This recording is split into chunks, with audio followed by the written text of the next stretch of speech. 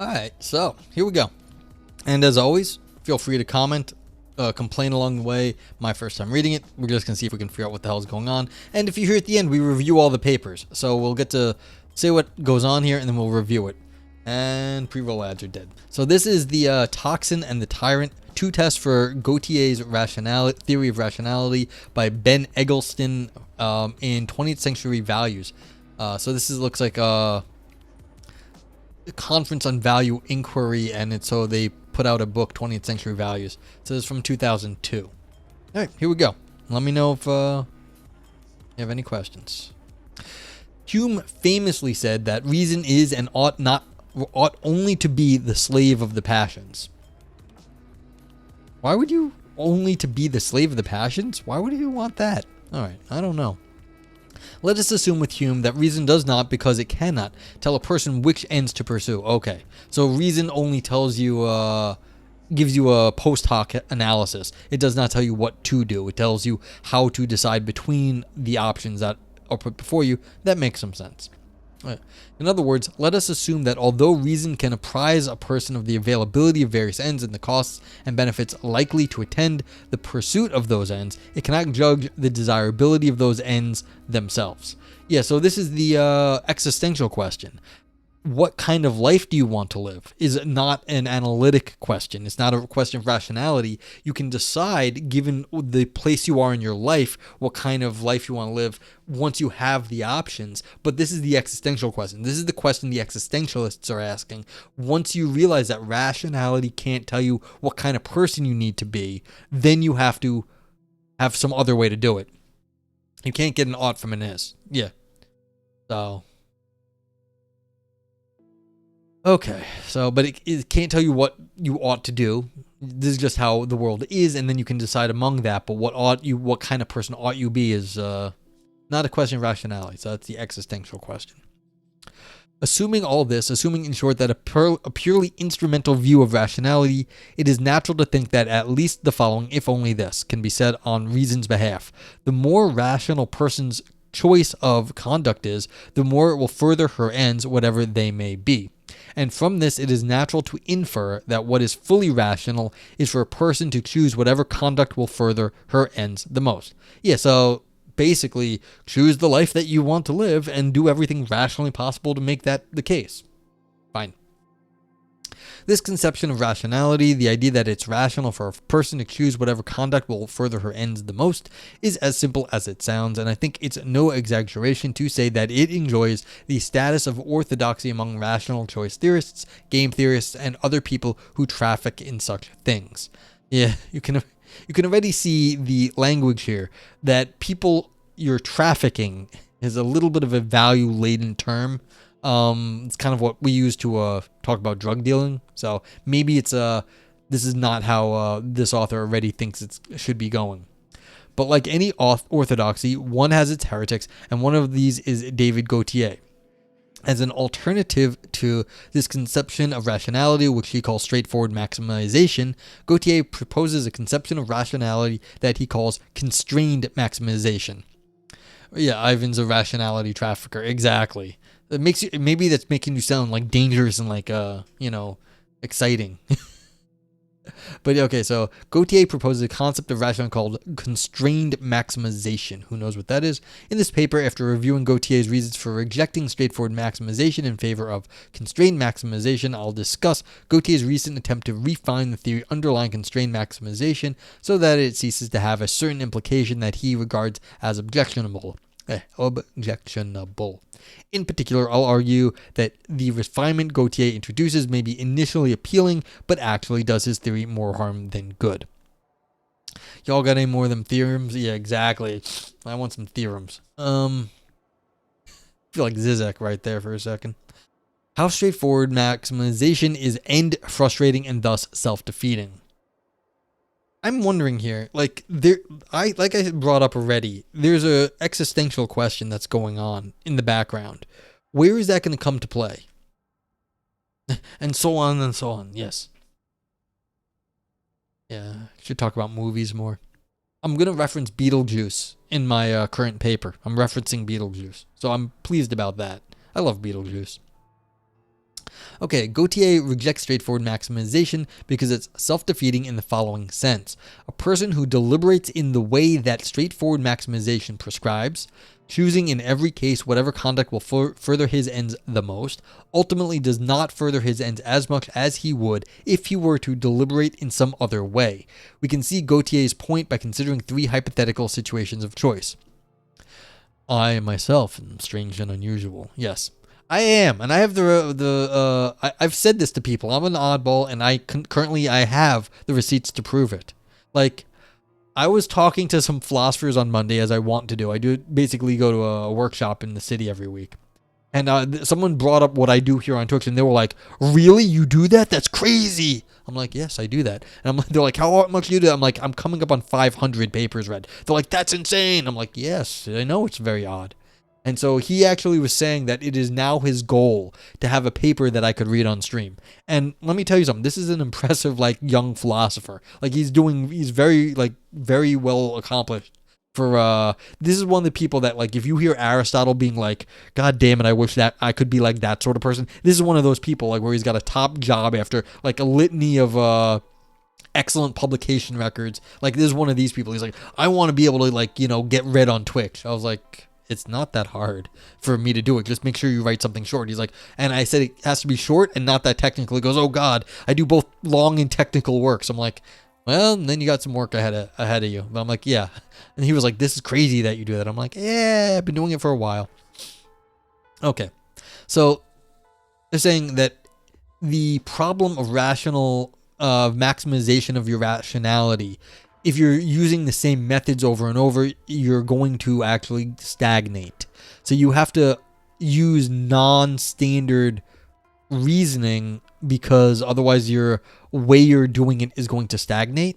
I don't know how that works, but we'll see. Maybe they're going to give a better example. But I think there's something to this, that if you're always using sort of a maximization function, then you might miss out on things that weren't maybe maximal, but you didn't know about them. So maybe things that were less certain. So if you're always going for the certain maximization, maybe you have to go and do something else some other times to make sure that you're not always just getting stuck in a rut. Like some local maxima, but not the major maxima. Okay, 2-2. Consider a case that Gauthier adapts from Hume, in which we are to suppose that you and I are farmers. I want you to help me with my harvest this week, and you want me to return the favor next week. Each of us would most like to get help without giving it, but each of us still prefers cooperative harvesting to independent harvesting. And because you in particular prefer cooperative harvesting to independent harvesting, you'll be willing to help me this week if, but only if, I sincerely assure you that I'll return the favor next week. I'm a terrible bluffer, so only a sincere assurance will work. Okay. But let us suppose, in addition, that I'll have no incentive to help you next week. By then, I'll have gotten the help from you that I wanted, or won't have gotten it and won't then be able to get it. I'm not much moved, and won't be much moved next week either, by moral considerations favoring reciprocation, and I will soon be retiring to Florida, never again to cross paths with you or the neighbors, to whom you'll surely report my rude conduct if I fail to reciprocate. Okay, so you have to help me, and I want...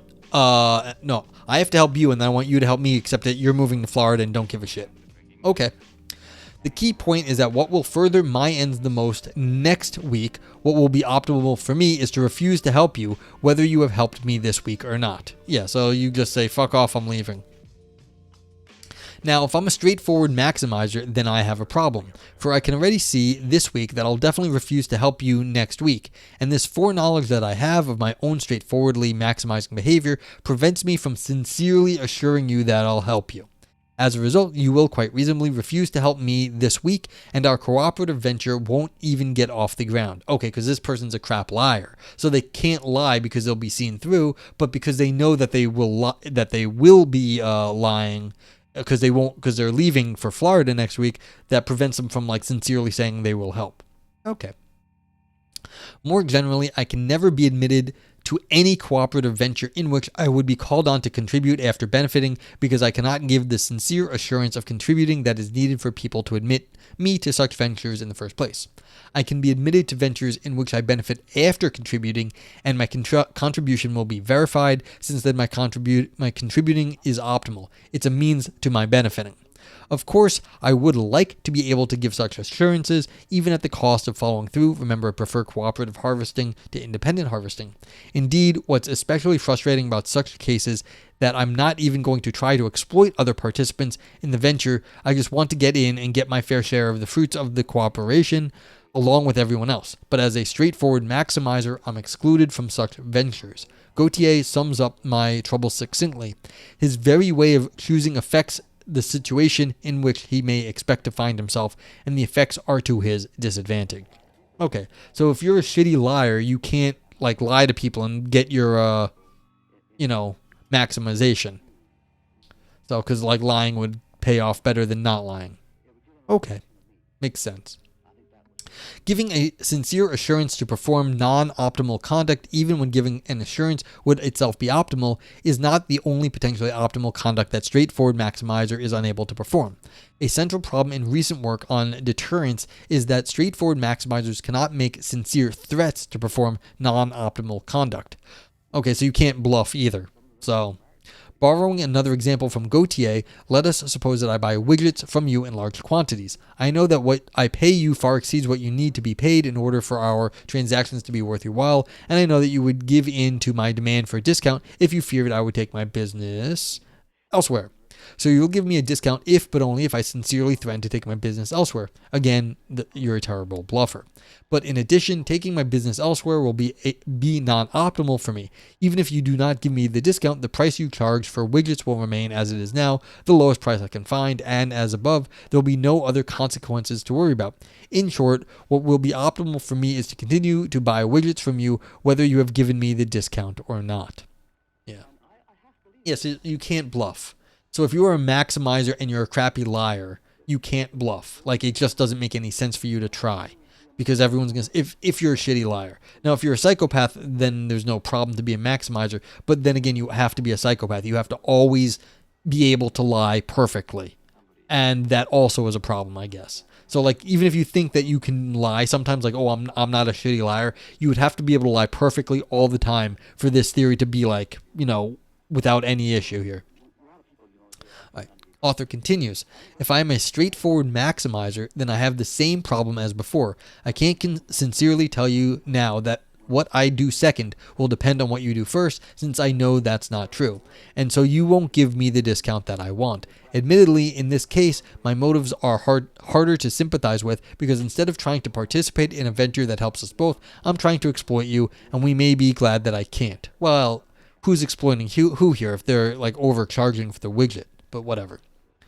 But however socially desirable this outcome may be, it's still a failure of instrumental rationality. It's a failure to use the means at my disposal, in this case my strong bargaining position, for the maximal furtherance of my ends. In a sense, only my thoughts about what it will be rational for me to do if you ignore my threat, stand in my way. It is as if I have the opportunity to pick your pocket, but I am somehow handcuffed from the inside. Yeah, you gotta learn how to be a better liar, my man. 2.4. In both the assurance case and the threat case, what being a straightforward maximizer prevents me from doing is forming certain intentions. Yeah, there's a, what's it called? There's a poison problem. I forget what it's called here, but it has to do with some poison where you have to have an intention to drink something, and then if you do that, you'll win the money, but the poison will kill you, but you have to have the sincere intention to do it. There's a paradox of intentionality here. Okay, I could look that up. Forming intentions to perform acts that I know will be non-optimal, such as contributing to a cooperative enterprise when I've already benefited, or following through on a failed threat. To focus more directly on the straightforward maximizer's inability to intend to perform non-optimal acts, Gregory Kafka's much-discussed Toxin puzzle. Aha! So this is what I was thinking. I've read this puzzle. This is kind of fun. Gregory Kafka's much-discussed Toxin puzzle. An eccentric billionaire, without whom many a philosophical thought experiment would be utterly insolvent, offers me the following deal. Quote, what is this? Oh, thank you. Thank you, Kick, for being weird. All right. He places before me a vial of toxin that, if I drink it, it will make me painfully ill for a day, but will not threaten my life or have any lasting effects. The billionaire will pay me $1 million tomorrow morning if, at midnight tonight, I intend to drink the toxin tomorrow afternoon. He emphasizes that I need not drink the toxin to receive the money. In fact, the money will already be in my bank account hours before the time for drinking it arrives. If I succeed, all I have to do is intend at midnight tonight to drink this stuff tomorrow afternoon. I am perfectly free to change my mind after receiving the money and not drink the toxin. So you have to believe that you are going to drink the toxin. You have to completely convince yourself, even though you know you're going to have the money and you know you won't have to do it to get the money. Okay, so author says, now, of course, I am a lot more interested in getting that $1 million than I am in avoiding a day's illness. So although I would love to get the $1 million without drinking the toxin, I would still much prefer getting the $1 million, even along with drinking the toxin, to any outcome in which I do not get the money. The money matters most, and all I have to do to get the money is form the intention to drink the toxin. But actually drinking the toxin will be non-optimal. When it's time to drink, I'll either have the money or not, and the only thing left for me to decide will be whether to drink and thus make myself painfully ill. Naturally, I would prefer not to. You know what's coming next. If I'm a straightforward maximizer, then I'm out of luck. I can see now, and will continue to see at midnight tonight, that I will decline tomorrow afternoon to drink the toxin. This keeps me from forming the intention to drink, so it keeps me from getting the $1 million. Obviously, if the order of events were reversed so that my getting the money were contingent on my actually drinking, then I'd be all set. For then drinking would be optimal and I'd gladly do it. But the situation is not like this. It calls for me to benefit first and pay a cost second. Paying the cost will be non-optimal, and because I know I do not knowingly perform non-optimal acts, I can't form the $1 billion intention. The $1 million intention. I just said billion. I'm getting greedy here. As before, what stops me from taking full advantage of the resources and opportunities at my disposal or doing what will further my ends the most is just my knowledge that this is the kind of agent I am, an agent who always chooses the act that furthers his ends the most. When the eccentric billionaire makes his offer, I can't plan to take advantage of it. The best plan I can make is to try to just forget about the money. At least I have my health. I'll console myself. Okay, so this is one of these. Anytime you idealize rationality a little too far, there's going to be a clever philosopher that finds a way around it. This is one of the problems with rule-based systems. This is not a new idea. This goes way back. This actually goes back to Hume. That's why this is not poison. Thank you. But this goes back to Hume, really. But, and also it's in Philip K. Dick, was it iRobot, whatever that is, where robots will eventually, it is, that's fair, but that's why I put a timeout on the drink redeem. You can't do it any more than 1 minute. So, yeah, I don't know if I put a limit on how many you could do per stream, but I might have. So you might only get 5. Yeah, I don't know if I did, but it does have a timeout on it now. Because people were, trying to drown me. But what's it called? The 3 rules of like androids or whatever, where they you have these 3 rules. You're not supposed to be able to break the rules, and that way the robots don't rise up against the humans. Well, classic story. There's always ways of reinterpreting this. Rule-based systems are, they probably aren't strong enough in the end to. And this is what the alignment problem is. In AI, if we put these rules in place, the chances are they're not going to hold. Asimov's rules of robotics, thanks Vipers. So they're probably not going to hold up over time. Even though they look like they're fine rules, they just probably won't hold up. And so this is what happens with, if you ever have some of these rule-based systems, there's usually a clever philosopher that gets you into paradox, or there's some way around, be like, oh, I have reinterpreted the rule to make it mean something slightly different. So this is a general problem with rule-based systems. But again, this is why one of the problems with Kant. You don't want to be Kantian for this is how you abuse Kant's system, is that you have multiple rules that conflict with each other. Go do something else. All right. Continuing. Hollow assurances, idle threats, and second-rate plans. These seem to be the hallmarks of the straightforward maximizer. Note that the straightforward maximizer's problem is not that he fails to take account of all of his options, or fails to foresee some of the consequences of some of those options, or fails to see how some of those consequences will affect the furtherance of his ends. We are considering an idealized straightforward maximizer, one who acts with perfect information about the world around him. His problem is deeper. His problem is that his very way of choosing, the mere fact that he is a straightforward maximizer along with his awareness of this fact, prevent him from intending to perform non-optimal acts. And this prevents him from securing the benefit that certain situations offer. But are these difficulties, which seem so alien to the very idea of rational choice, genuinely indigenous to straightforward maximization, or have they been planted there by its opponents? In defense of straightforward maximization, it is tempting to point out that the sort of straightforward maximizer we have been considering, who handles the situations under discussion so ineptly, does not represent straightforward maximization in its best light, and that a sophisticated straightforward maximizer, instead of foregoing the benefits to be gained from performing plans that require him to perform non-optimal acts, will secure those same benefits by establishing pre-commitment devices such as side bets, the existence of which will make the required acts optimal, and external structures in which we deposit our will, so that the desired consequences of the acts can be affected without subsequent action by the agent. Okay, this is one fucking sentence, like from up here to down here, like literally one sentence. Please don't do this if you are writing philosophy. This is one sentence. This is a whole paragraph. But yeah, this is what you can do when you don't actually read your philosophy out loud. Anyone who's a writer out there, please remember to read your stuff out loud, because this will fly in philosophy, but like, it's just not good writing in general. Okay. Yeah, so the idea is that if you are in these situations, you can also make side bets to offset some of your loss. So like, yeah, you can say, look, if you're going to give me this, I'll make a side bet against what I'm going to do, and you can sometimes mitigate some of the problems where you can't lie.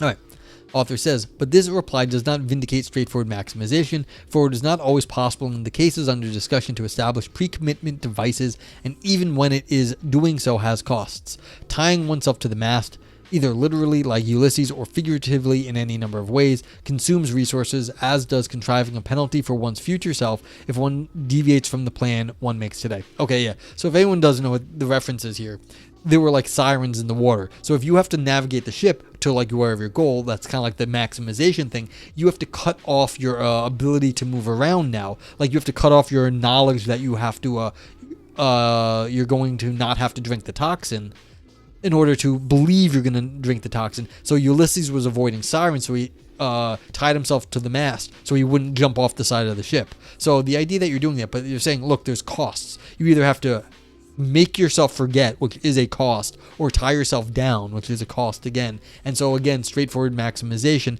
doesn't seem to, it's too naive of a theory.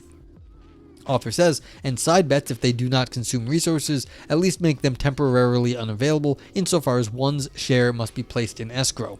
Moreover, as Gauthier points out, the strategy of pre-commitment fails to face the real issue, that taking my reasons for acting directly from my aim, which is how the straightforward maximizer deliberates, is in certain situations counterproductive and indeed self-defeating in relation to that aim. If only the agent could intend to perform non-optimal acts, he'd be a lot better off. Okay, so under very constrained situations, this does not make any sense, but this is philosophy. So it was a made-up thing anyway, and so we're making up some even more things to make up the made-up thing not make sense. Alright, author says, admittedly, this is a bit counterintuitive, this idea that a person would be better off if he could intend to perform non-optimal acts. For if a person could intend to perform non-optimal acts, then he might occasionally perform non-optimal acts, thereby frustrating his ends rather than furthering them. And it might seem unlikely that a person can end up better off if he has this non-optimal conduct flaring up from time to time. The answer is that what makes him better off is not the performing of any non-optimal act, but the intending to perform it. Intentions can have what Kafka called autonomous effects that are independent of the intended acts actually being performed. In the cases I discussed earlier, the benefits I had to forego, your cooperation in the assurance case, your capitulation in the threat case, the $1 million in the toxin case, were all effects of this kind. They were contingent on my intentions, not on my acts. Thus, merely by limiting the range of things that an agent can intend to do, straightforward maximization can keep that agent from maximally furthering his ends. And since maximally furthering one's ends is precisely what straightforward maximization says it's rational for an agent to do, straightforward maximization ends up being self-defeating. Alright. Even though like the author alluded to this, these are highly contrived situations, but that's the whole point. If you're going to have such a simplistic notion of straightforward maximization, then it's going to fall to like these contrived things, because you're going to get yourself into one of these paradoxical situations where in order to maximize your benefit, you have to do something non-maximal. So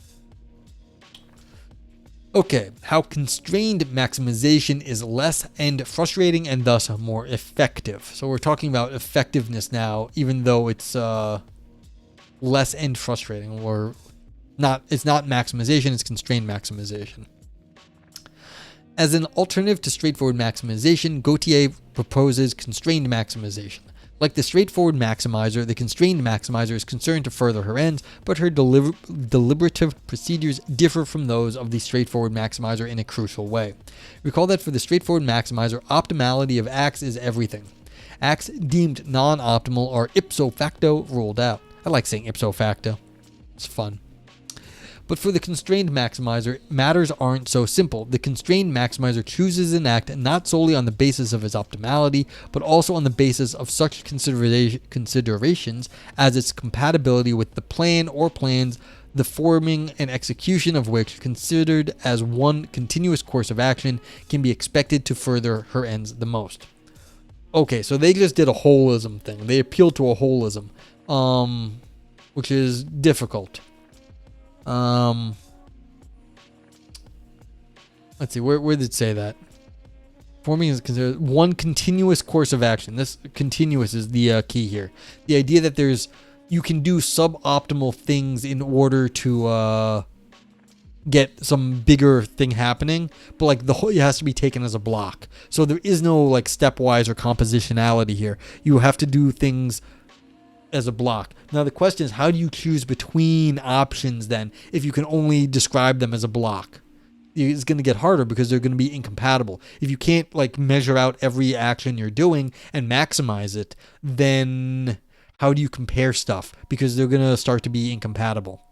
And you're going to get back to the existential question. Okay. Now, this portrayal of constrained maximization omits much of the details of Gauthier's conception of it, but it is sufficient for our purposes because our concern is simply with how the constrained maximizer fares compared to the straightforward maximizer in the three situations discussed earlier. When confronted with the farming situation, a constrained maximizer would realize that the best plan she can make is one calling for reciprocation, that is helping you if you help her and not helping you if you don't help her, because that enables her to give you the sincere assurance that results in her getting your help, and when she proceeds to reciprocate, the result is cooperative harvesting, which she prefers to independent harvesting. Admittedly, her best outcome would be to get your help but then to refuse to reciprocate, but this is not an outcome that she can plan on. Getting your help is contingent on her giving you a sincere assurance of reciprocation, which is contingent on her genuinely planning to help you if you help her, and she cannot both plan to reciprocate as needed for the sincere assurance and plan not to reciprocate as needed for her to plan on her best outcome. Seeing that reciprocation is part of the best plan she can make, she judges that reciprocation will be rational, and more to the point, she expects that she'll reach the same judgment next week too. As a result, she can now give you the sincere assurance on which you're helping her this week depends, and the mutual benefit game works out perfectly. This is where I was just saying, like literally above that, it's going to be incommensurable. Like, how do you're going to plan on reciprocating because you like the help from other people? Okay. So all of a sudden now getting the help from other people is more important than just getting the outcome of the help. We have shifted what we are talking about. the best. See, we've got outcome here versus plan, and they know this. They've got outcome here, and then the other one is what can you best plan on. So now we've shifted the what we're measuring, and I don't know if you can actually do this and say that one is better than the other, because how do you actually these two things are not like outcomes and plans aren't like measurable things. They're not quantitative. How do you actually compare them? So problems. But like you could say, all right, look, I prefer help harvesting, so that's the best plan because I care more about the help than I do about the like technical best outcome in which I have to lie. Okay. Now, it may be objected that the constrained maximizer doesn't take full advantage of the situation in which she finds herself because she voluntarily forgoes an opportunity to exploit you by getting your help but not reciprocating. But that is beside the point. For the point is that the constrained maximizer's outcome, cooperative harvesting, is preferable to the straightforward maximizer's outcome, independent harvesting. As Gauthier writes, although the constrained maximizer refrains from making the most of her opportunities, yet she finds herself with opportunities that the straightforward maximizer lacks, and so may expect payoffs superior to those that he can attain. And so, in this case, at least, constrained maximization proves to be more effective than straightforward maximization in the furtherance of the agent's ends.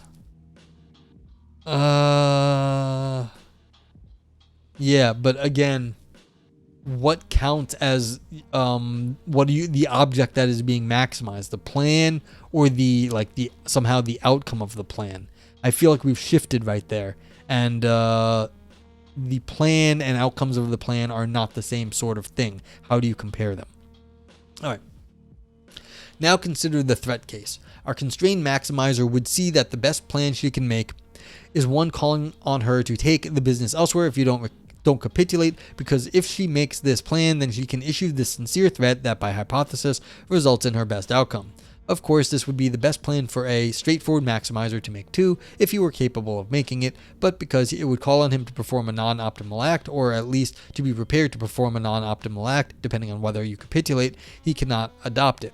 But because a constrained maximizer can plan to perform acts that are not optimal, if they are called for by plans that are optimal, as this one is, she can issue the sincere threat that results in your capitulation, outdoing the straightforward maximizer yet again.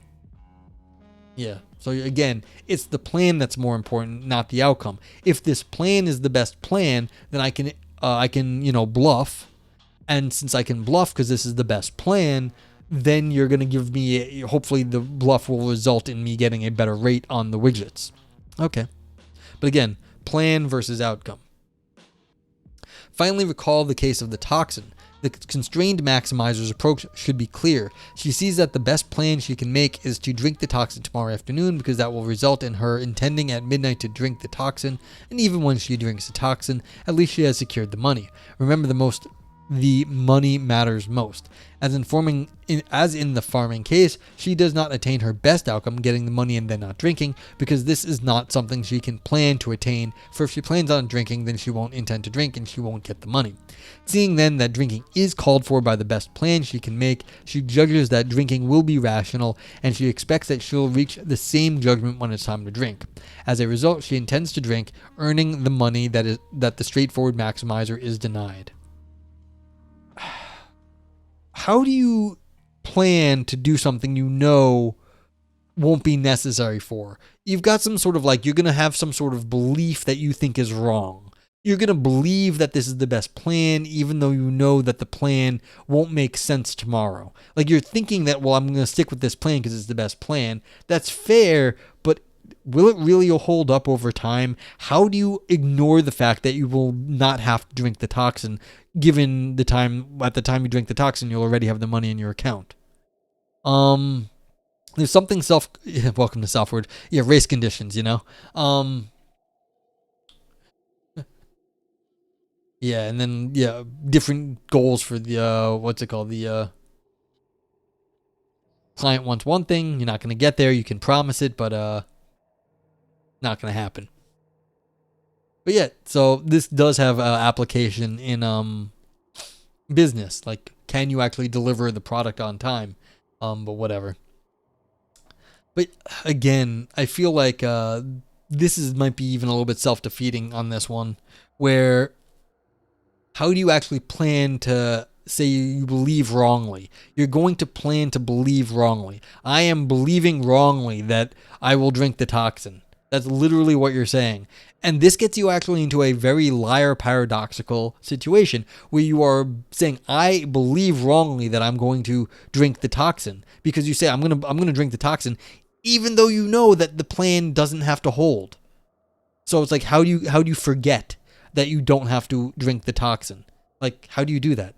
And that's weird, because if you did not know that, then how would you have made that plan in the first place? You have to forget that and just be like, the billionaire is going to give me money for drinking the toxin. You have to believe wrongly the thing you know that is incorrect about the situation. And that's a very hard thing to do. And most people in philosophy get uncomfortable when I'm saying you have to force yourself to believe something you know is wrong. People don't like that. All right.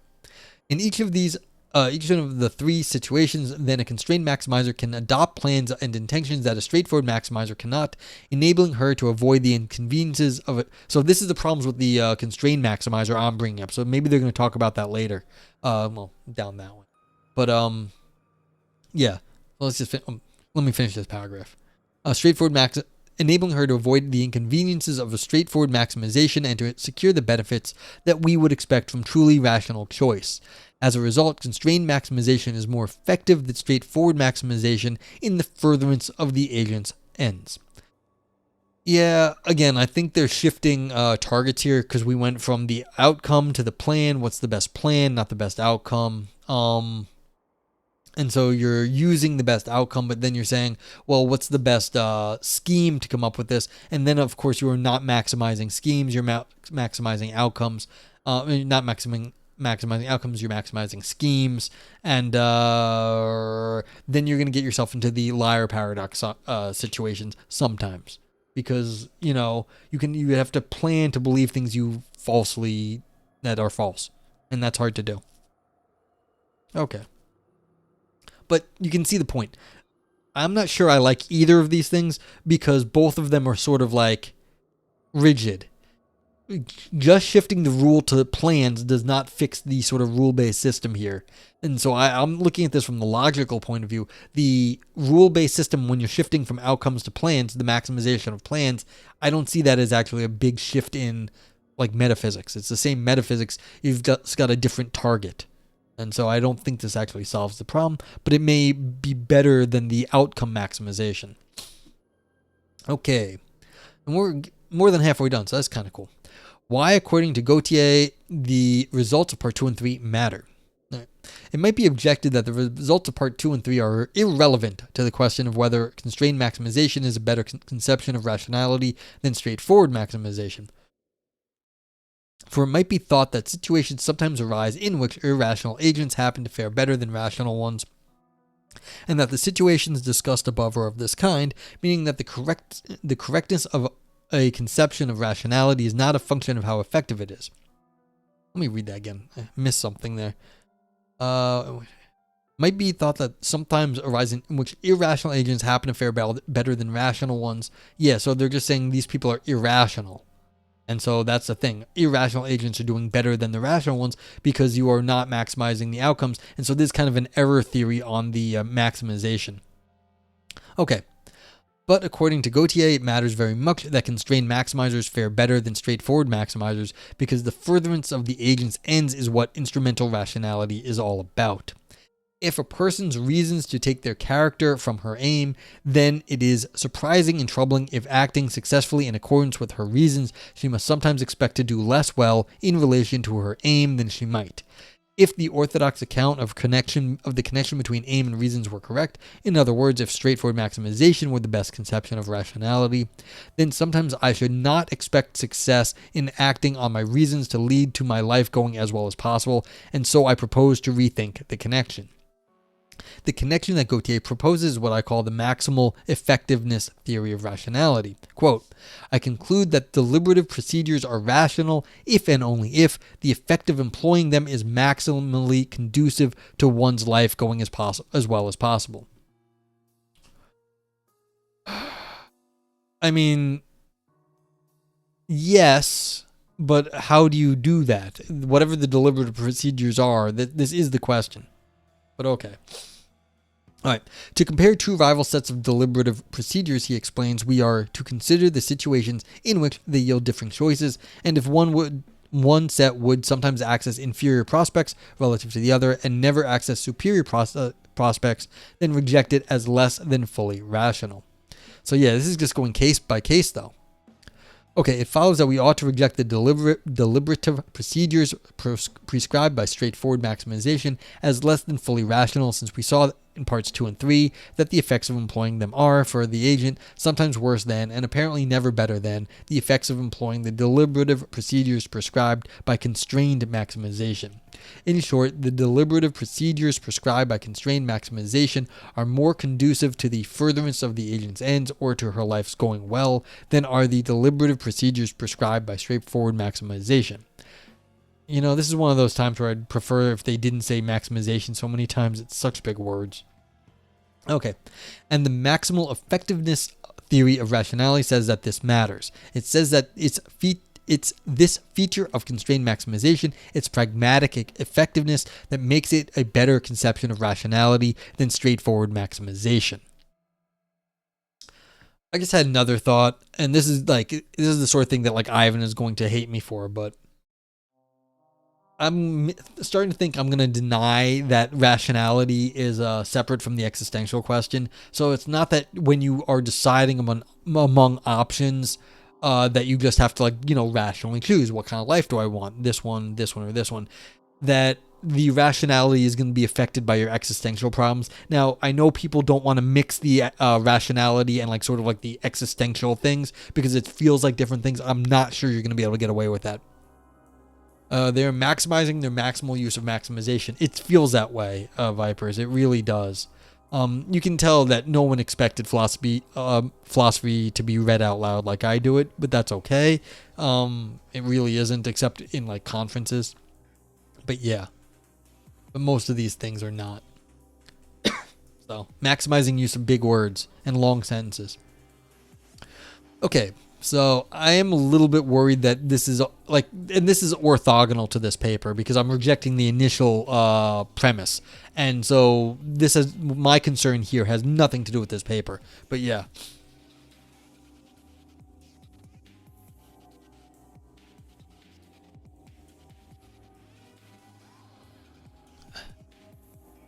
I guess I'm not sure what you mean by existential question. The way your life is going to play out will affect what you mean by rationality. So there's an existential question of how you actually perceive the world and how that affects your reasoning ability. So it's not independent. Your rational reflection is not independent of how you interpret your world. And so you're not actually free to you're not just taking the options and deciding among them. How you view the world will actually shift the how the options appear to you. So it's a shifting. You're gonna have shifty options. You can't just think you're rationally reflecting isn't affecting the options as I go. There's gonna be some sort of feedback there. So it's there was a post that it's been 30 years since Train Spotting. It's the old thing, when you're on drugs, all you want to do is be on more drugs. You love your drugs. When you're drunk, you just want to be drunk. You feel great. That is affecting how you're making your decision. And I think that actually generalizes. The vision you have of your life will affect what you think is rational. I'm fine with that as long as you mean instrumental rather than epistemic rationality. I'm not well, it would probably leak into epistemic rationality for me too, but I mean that's probably why I thought I'd disagree, because I think it would leak into it. But yeah, that's a fine distinction. So yeah, as long as you're yeah, that's the disagreement. I think it would leak into the epistemic side. But okay. But okay, before proceeding, a clarificatory note. The fact that straightforward maximization is self-defeating is actually something of a red herring. I think instrumental rationality is way more difficult. What you study alters your values. Yeah, exactly. But I'm not sure there's any epistemic, secure, like, basis for epistemic rationality either. Like, I'm shaky on that. So yeah, I don't disagree with the instrumental rationality. It's extremely difficult, and it's like I said, you could be drunk, you could be angry, and all of a sudden, like, you think certain things are a good idea when you're angry. Like, oh yeah, I'm gonna go like annoy that person, or I'm gonna hate. Oh, dude, people have been crazy here in the city last few days. I saw like road rage. Like this guy, I don't know what was going on with him, but he was like darting in and out, and like he was trying to get like something was wrong, and so there was a exit lane right next to me, and this guy was right in front of me. He was driving like an asshole. I'm like, oh man, this guy sucks. So he goes into the exit lane, and he's like maybe trying to cut back into like my lane back onto the highway, and he is swerving, and the guy behind him, literally, like, the guy swerves back into my lane and then swerves back into the exit lane, and the guy behind him like was trying to just go forward, and he has to literally drive up onto the grass. So not even onto the curb. He's like, his car's half onto the grass to not get hit. And he like pulls over, and the other guy like had swerved so far over that like he had to like slow down, like get back into the road. I know, Vipers. But like he had slowed down. And so that dude who had to get out of the way, he gets out of his car. He's a big fucking dude. He gets out of the car and he starts walking to the other guy. The other guy peels off like quick. He starts going. That guy gets back into his car, and he wasn't driving like an asshole, but now he's driving like an asshole. He tries to catch up to the other dude, but there was so much traffic. There's construction on the road I take that I think he was not able to catch up to him, because that looked like it was going to be like straight up road rage problem right then. But like that's the thing.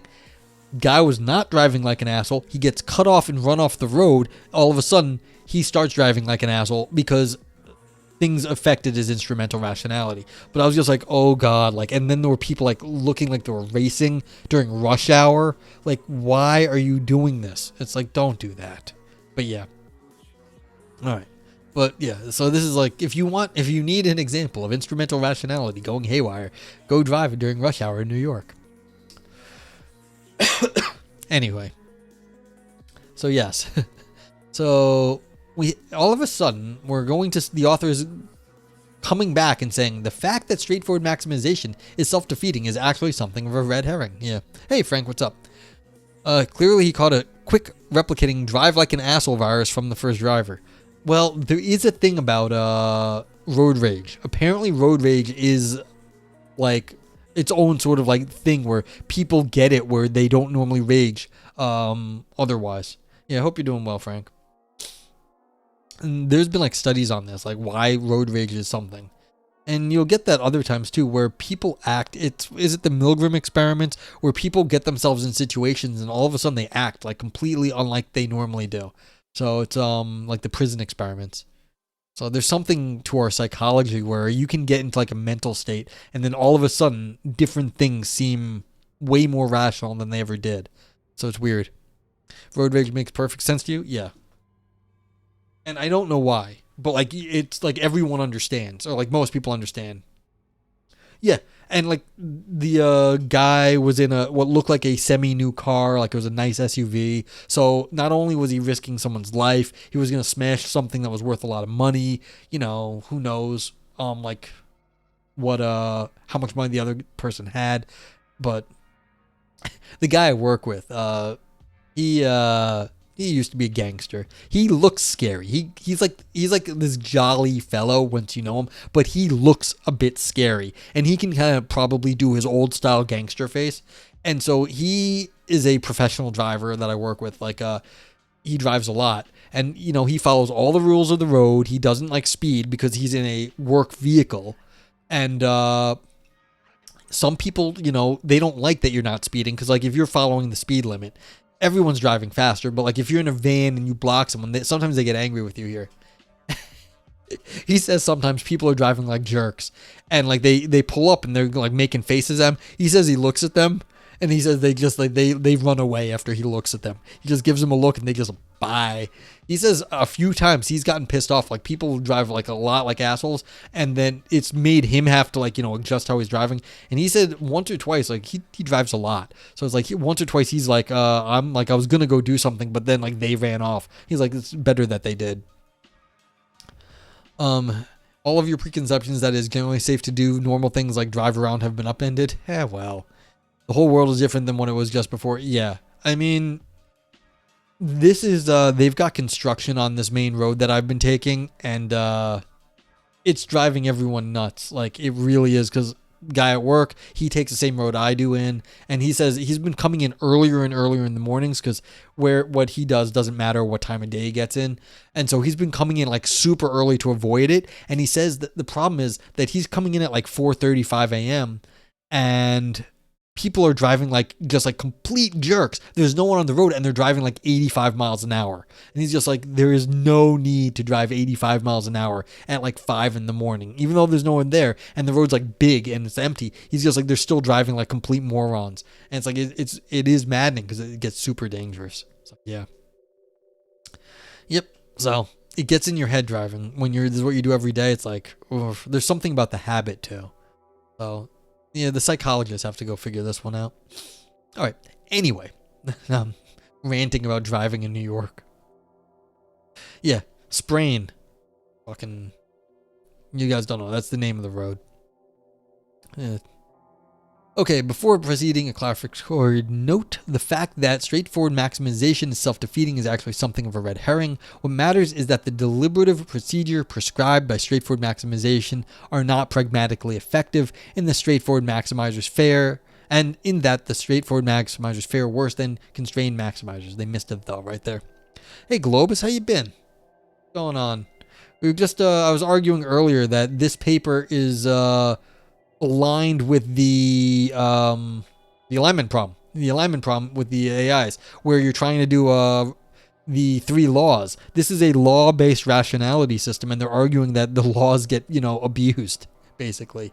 So this is what happens. This is a philosophy paper, basically about maximizing benefits, and then you can abuse the law to maximize the benefit. So it sounded like it when it came in, yeah. And then we were just talking right there about road rage and how there's laws of the road, and it just like people lose their minds on the road. But yeah, how you been, Globus? Let's give Globus a shout out.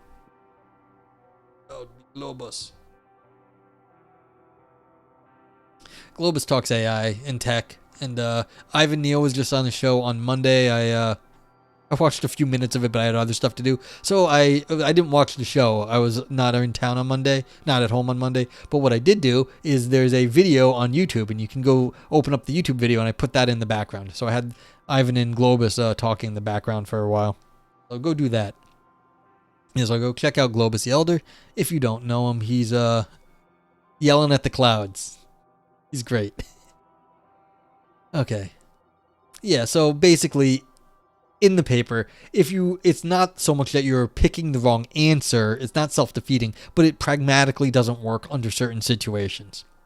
And that's always what it came down to. So this is why it's a clarificatory note. It's a minor issue. Because it's really just the pragmatics of choice are being violated, not the that it is technically self-defeating. Okay. The fact that straightforward maximization sets pragmatic effectiveness as the aim of conduct is, at the end of the day, a coincidence. After all, a concept of rationality can easily be pragmatically ineffective and thus rejected by the maximal effectiveness theory of rationality without being self-defeating. Yeah. For example, an agent who always chooses whatever conduct will maximize her exposure to the sun may actually succeed in minimizing her exposure to the sun, meaning that her conception of rationality is not self-defeating, but unless she has a very unusual set of ends, with avoiding exposure to the sun being preeminent among them, then on the whole, the effect of employing such deliberative procedures is likely to be worse than the effect of employing deliberative procedures that are somehow more responsive to the ends than she actually has. Yeah, such a heliophobic conception of rationality would not be self-defeating, but it would clearly be pragmatically ineffective. Yeah, so if you're not very good at rationality, you might just be screwing it up, which is not self-defeating, you're just bad at being effective. So that's fair. and it is on this basis that the maximal effectiveness theory would reject it. Similarly, the problem with straightforward maximization is not that it's self-defeating, though it is, but that it's pragmatically ineffective. For our purposes, it's just a coincidence that the pragmatic ineffectiveness of straightforward maximization also makes it self-defeating. I think this is a little bit misguided. I think everything here is self-defeating, but maybe that's just from my logical point of view. But in this area, basically, you're just trying to maximize stuff pragmatically. You don't care how it happens. And so even though they said they made the point. It's the aim of the conduct. And so it's who cares what it is? You're supposed to maximize the ends. Who cares if it's the aim, the outcome, the planning, whatever. But that's the point, is that if you're looking at if you're looking at the wrong thing, then you might mis-maximize at different times. And that's what I was saying earlier too. If you're looking at the planning, you're going to mis-maximize. Sometimes that screws with your planning. If you're maximizing the outcomes, then there will be ways to screw with that too. These rule-based systems, there's usually a way to screw with them, but it's a pragmatic thing in the end, because you're just trying to get the right answer. And if it doesn't get the right answer, then why are you doing it?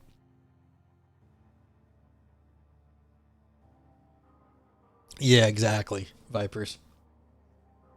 I don't talk that much during my daily life, so I don't have like these like good talking voices like Aris and Shane, because like they talk and so they have more experience. I don't talk. I sit quietly a lot of times and do paperwork. Now the maximal effectiveness theory goes too far. The case of the Tyrant. So this is also Ivan, the Tyrant, because Dan Estrada is correct. Eripsa. Okay.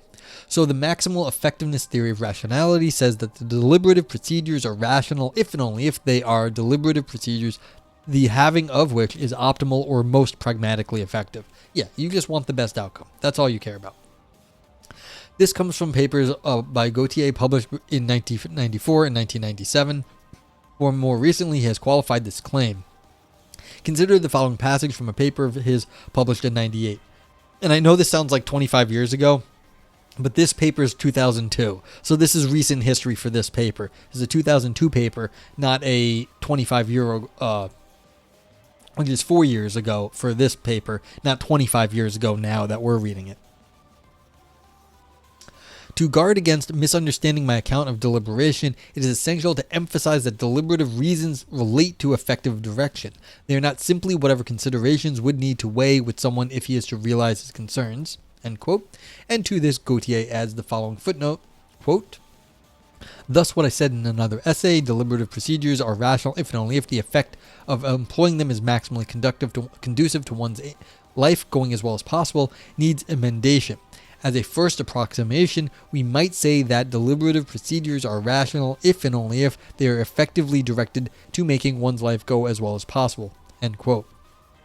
And in the text, Gauthier goes on to say that in order for my deliberation to be rational, it must be directed effectively at the realization of my concerns. This is what I call the directed effectiveness theory of rationality. To motivate this refinement, Gauthier asks us to consider a case in which deliberation that's effective for the realization of my concerns is not directed at the realization of my concerns. So, what? Okay, so for it to work, you have to not be focused on what it is. So this is the Harry Potter. You are not to find the Sorcerer's Stone. You have to find the way to find the Sorcerer's Stone. So this is the intention thing from Harry Potter. I guess it's the same thing as the Toxin problem. Okay, specifically that I am under the control of a being, whom I call the Tyrant, who will punish me if I deliberate in the usual way, that is, with a view to furthering my ends, but will reward me if I take her directives as reasons for acting in themselves independently of how they relate to my concerns. In such a situation, it would clearly be maximally effective, maximally conducive to the furtherance of the agent's ends, for the agent to just forget about her ends and simply take the tyrant's commands in themselves as reasons for acting. Yeah, otherwise you get punished. So you just ignore what you like, just do what they like. Reflecting on this case leads Gauthier to repudiate the claim that the rational agent is simply the agent who does what it takes to succeed, or more precisely, who thinks in the way in which an agent has to think in order to succeed. For the realm of the Tyrant is such a weird place that successive deliberative procedures will be so bizarre, taking the Tyrant's commands in themselves as reasons for acting independently of how they relate to independently held ends, that Gauthier recoils from endorsing them as rational. Yeah, because if you can't, if you're just taking them at face value, like, from on high, from the Pope, this is what God says, you have to take it on faith. This is a take on faith thing. You are no longer considered rational because you're in the position of, what is it? Where you're getting like messages from God and you just have to do them. You do not concern them. So there's a story from the Bible. What is it? Where one of the people in the Bible has to kill their son because God says kill your son. And so it's clearly the guy was going to kill his son.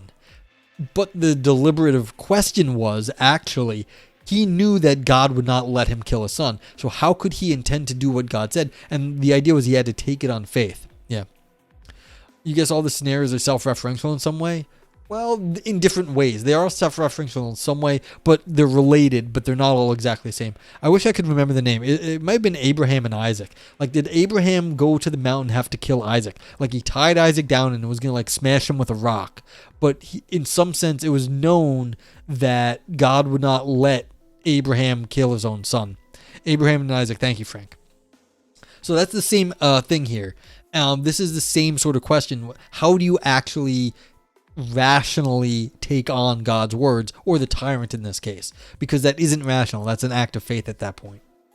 So yeah, you can see how this is a weird, when you start talking rationality, you're out of the realm of rationality now.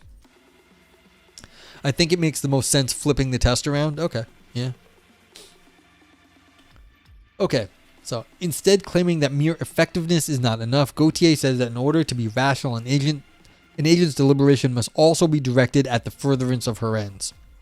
When I was a kid, the story made sense. As an adult, I thought about it and went, what the fuck? Yeah, it's a fucked up story. Like, a lot of those are. But the best part about that story, again, is it relates to, like, this rationality discussion now. It makes it's kind of a crazy story. But the fact that it's showing up here at this time in this stuff of all the damn places, like this stuff, like now, and it's the same story, then, like, this is why it matters.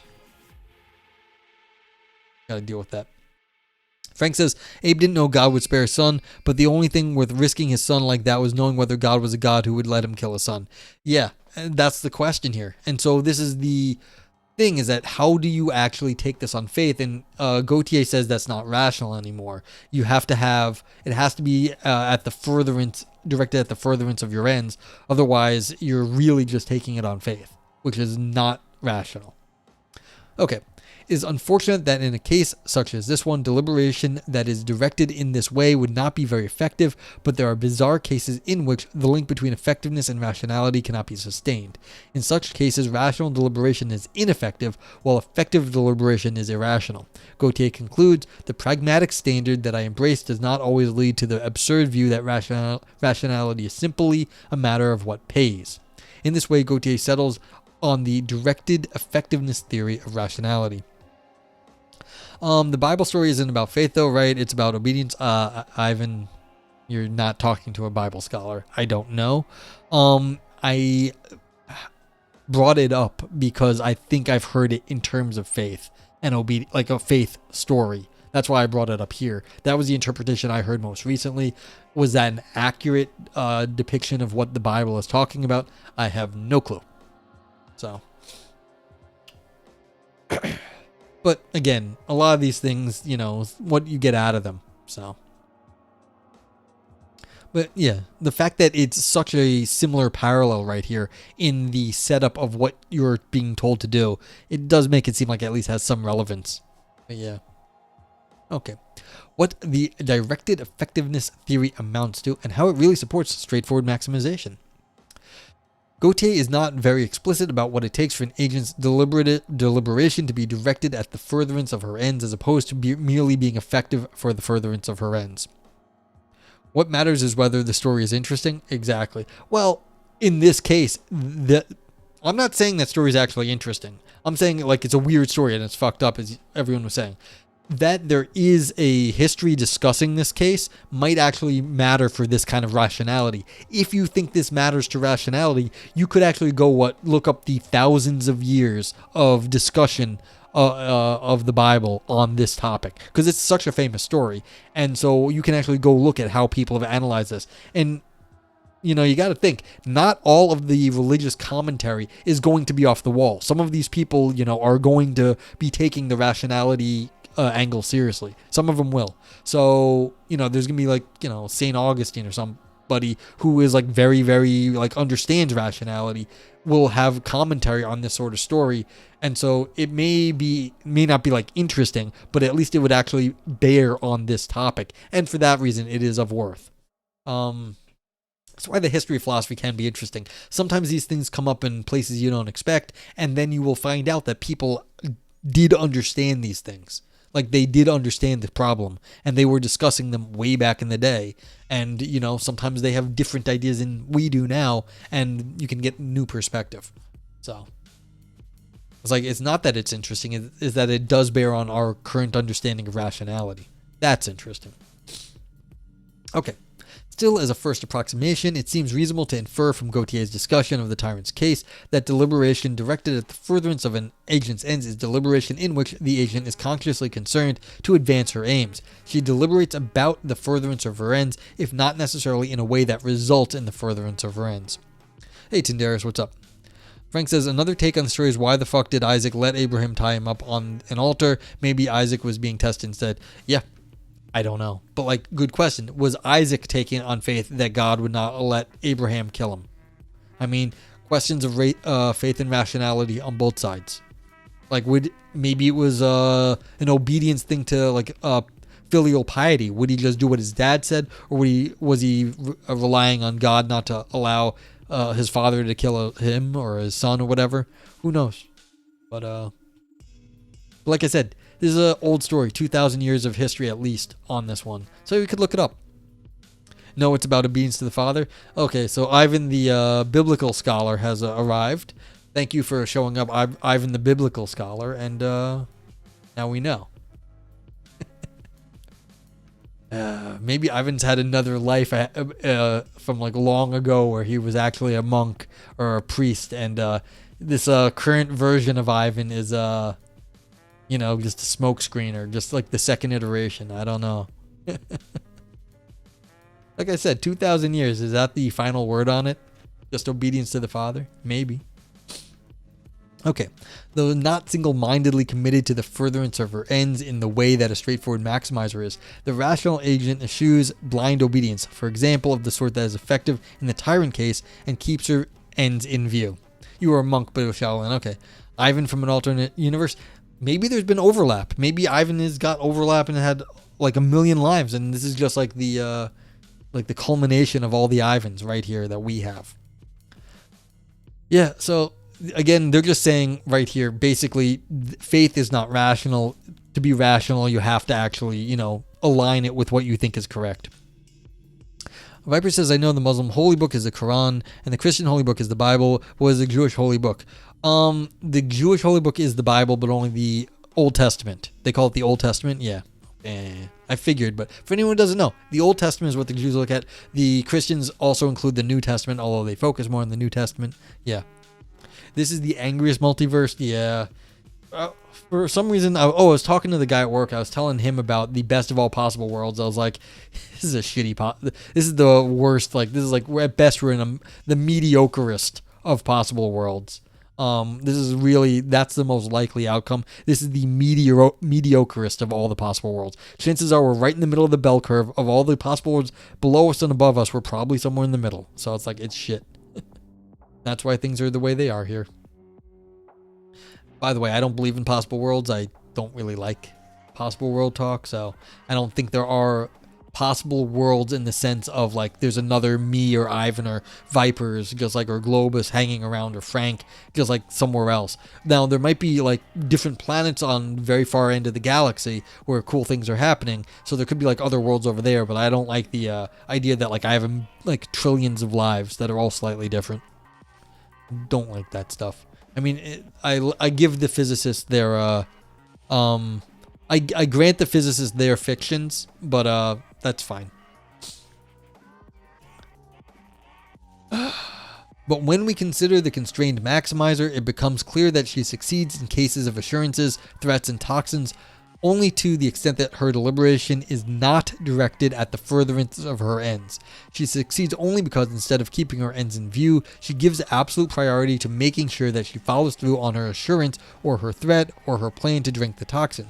We can count on her to make good on her word in these cases only because we can assume that when it is time for her to act, she'll be decisively moved to make good on her word, even though doing so will require her to neglect the pursuit of her ends. There's more than one Tindarius, though. It's the only way he could read so many books.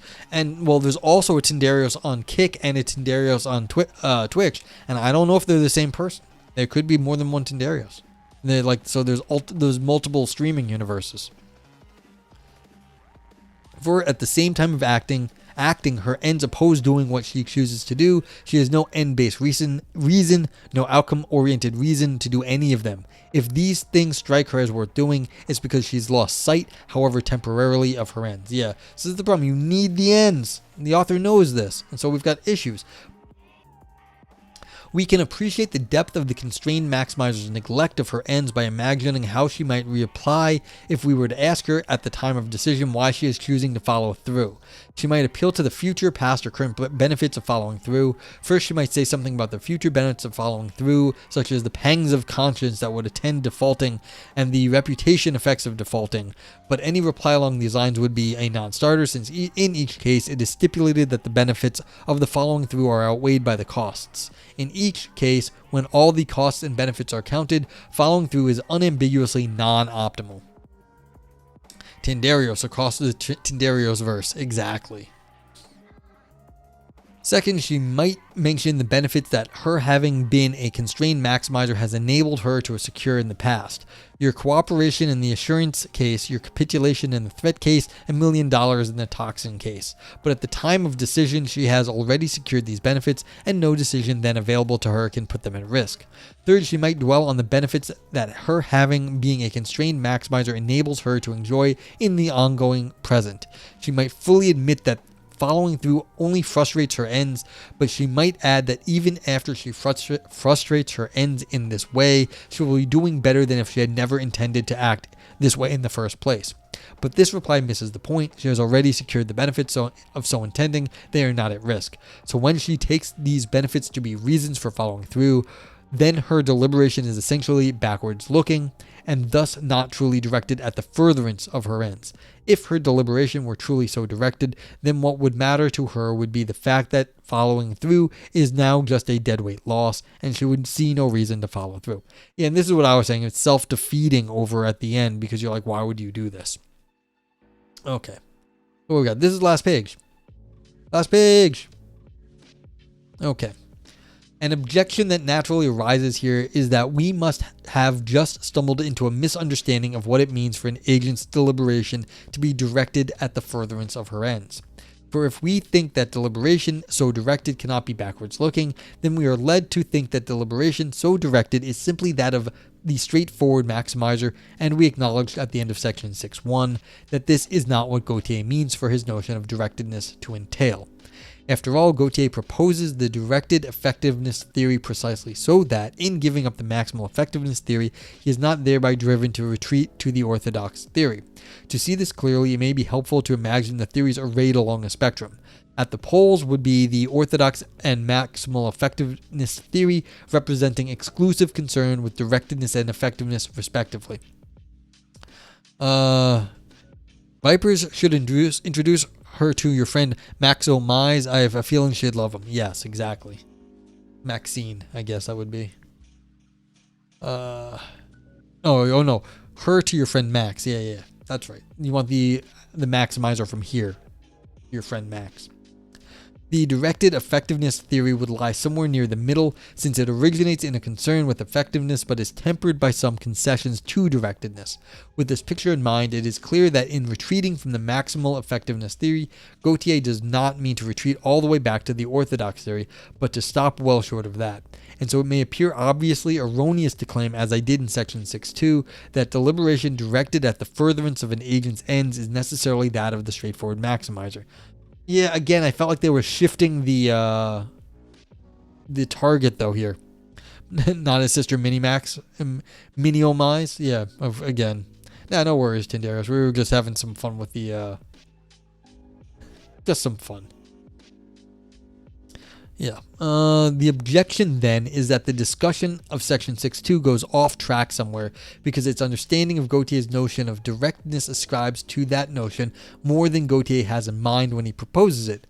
But this objection presupposes that there is some coherent notion of directness that entails what Gauthier wants it to entail, the rejection of Tyrant placating deliberation, while not entailing what he does not want it to entail, a complete retreat to straightforward maximization. Yeah, see, this is what I was worried about. If you have two rule-based systems, you're going to have different problems, but then they're going to be incommensurable because you're looking at different things. One was looking at maximizing plans, one was looking at maximizing outcomes, and when you run into problems, there's no way to adjudicate between the two because they're not commensurable, they're not quantifiable. No worries. Yeah, like I said, no worries, Tindarius. If you've got other stuff to do, that happens. But yeah, so this is the problem here. They're trying to split the difference between two different theories that they're calling it on a spectrum, but they don't know if it's continuous. They just put it on a spectrum because they want that vision that you can find some place. But they're saying right here that they're even admitting that they don't know that there is some coherent notion of directedness that it gets them what they want. So this was the problem. So it's interesting. The author knows some of my concerns. And maybe not what I said, but they understood that there was a problem in this area. Okay. And the discussion of section 6.2 can be read as questioning this presupposition. It can be read as claiming that there is no coherent notion of directness that entails giving up the maximal effectiveness theory of rationality without entailing a commitment to the orthodox theory. I claim then that if Gauthier wants to retreat from the maximal effectiveness position, then there is no principled stopping point short of the orthodox position. The compromise position that Gauthier seeks to occupy is just conceptually unavailable. What follows from all this is that Gauthier's claim that rational deliberation must be directed at the furtherance of the agent's ends inevitably pushes him all the way back to the orthodox theory and thereby to straightforward maximization. Of course, it is open to Gauthier to recant this claim so that he can continue to reject straightforward maximization in favor of constrained maximization, but then he must allow that rationality is, in fact, simply a matter of what pays, not only in the case of the Toxin, but also in the case of the Tyrant. Yeah. So, this literally ended with, you're taking it on faith sometimes. What pays? This is just what pays is like God pays. Congratulations, you are now on Pascal's wager. That's what pays. Okay. Well, that was actually not bad. Like the funny part was it ended up being like, well, none of this makes sense anyway. But yeah, let's give this a rating. Everyone now, if you are here, oh wow. My it's not showing up for me. But emote review time. You can see the emotes I have here on screen. If this paper you thought was fun, gave you fun ideas, you give it a brain dance. If you thought it made some big claims and then did not follow through on those, give it a nog grapes. A nog navel is only for like navel gazing, like for very academically oriented papers, just for other academics. There is no Tendario verse. It got canceled after the pilot episode. That's sad. Okay. Thank you for the reviews, Ivan and Globus. Ivan gives it a yay, a knife, and a brain dance. Globus gives it a vote yay. There's a smelling piss take on your review emote screen. Where? Believe me, I'm just like so fried. Smelling piss steak. Yeah, so yeah, we got a knife from Ivan. because it's slice and dice. So yeah, this was a lot of argumentation, but this is what it did well. It cut up the little arguments into little bits, gave you a few different arguments. There were 3, which really is not that bad. You give them like the farming one, the toxin one, and then the widget like lying, bluffing, basically the bluffing one, where you're bluffing about you're gonna take your business elsewhere. So like it had those 3 examples. It gave you slicing and dicing. I don't think, like, this is funny. We got to a point of faith, but the author didn't do that. So, like, we could have said, like, this was existential. How are you supposed to make decisions on faith? This didn't touch that, even though they were talking about a classic story from the Bible that we were discussing. So, like, it's just like, it could have been like an Ouroboros. We could talk about some, like, ancient mysteries, but we didn't do that. Could have, though. We got very close to it. Same with the Scream. Like, how do you actually make decisions when you can't make, like, you don't have a rational choice theory? That didn't deal with this. This only dealt with the one rational choice. Yeah, deeper ancient ideas. What'd I do? For deep or ancient, do I have the I in the wrong place or something? I don't think faith is the end position. No, it wasn't. But it was the fact that we ended up talking about that at the end. It wasn't the end position.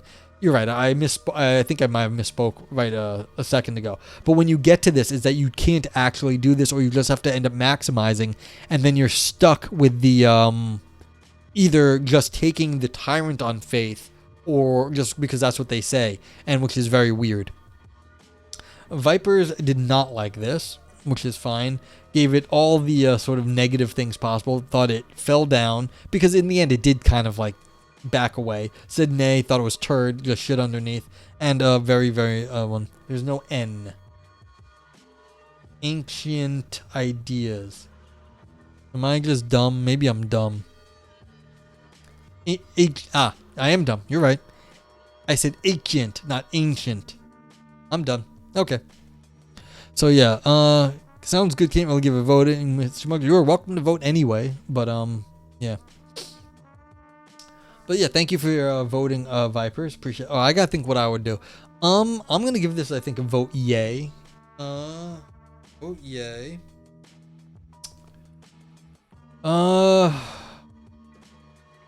I don't know if I have a whole lot to say about this one, actually. Let's see. We'll give it a knife. It was just some knife. Oh god, that's right. I'm not knife. I'm not getting my stupid autofill. Do I want to give it anything else? Like, I thought it had substance. I thought it, it made its point. It got where it wanted to. It showed that there's problems with these things, and that was my complaint from the get-go. It was basically using rule-based systems that were overly simplistic. Just a simple maximization, either directed at the outcome or at the plan, is just not going to work. It's what happens. If I like big butts, and I cannot lie, that simply makes a certain outcome available to you. Not sure that's super deep. Yeah, it's, kind of how it goes. You just take it on faith that you like big butts. For Vipers to just discuss stuff without really doing anything with it. Yeah, it was mostly negative. It ended up being a mostly negative article saying that Gauthier failed in making a new version of Rationality. And if you didn't care about what Gauthier had to say, then it didn't go anywhere. So that's a very fair position. But again, the whole point at the end was that, yeah, if you go along these lines, you're still going to be stuck sometimes just going on complete faith of or whatever the tyrant says. Not faith. You just have to assume whatever the tyrant says, or Sir Mix-a-Lot, whoever you are underneath at that point. So, yeah. We had a few people review. There's a few more people in chat, it looks like. I mean, I'm just counting the numbers, but yeah, so... You're not sure the flaws in the maximizer were really flaws, they were just limitations of the agent. Ivan, you can't say that in philosophy. Everyone can say that. It's like, well, those were just the end of... That's just the range of applicability of the theory. Well, that would be what everyone says. Everyone will, well, my theory is applicable in this area, and your theory is applicable in that area. So, yes, you are correct, but that isn't going to save you in philosophy, because that option's open to everyone saying, well, I am rational under my constraints. Well, okay. Now you have to argue what is the... limitations of what you consider an agent or the situation. So yes, you are correct, but it's not going to save you.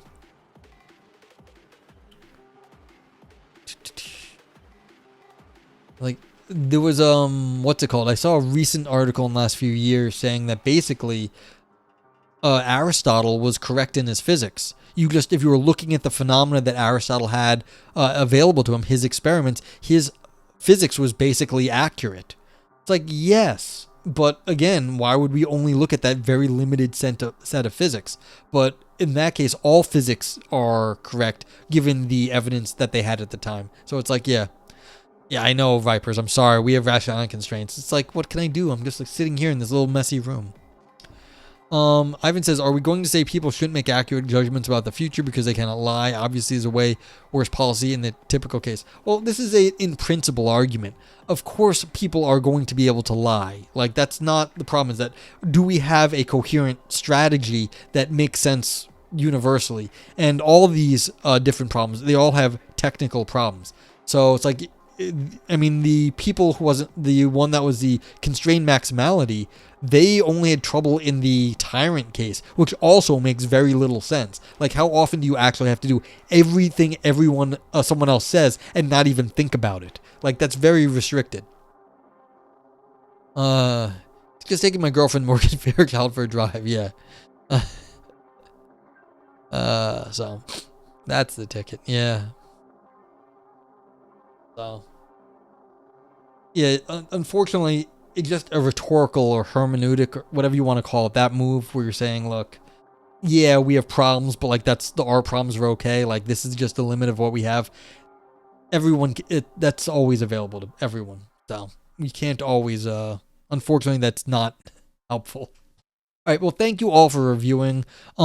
She's Morgan, fair old lady now. Yeah, god damn it, Vipers.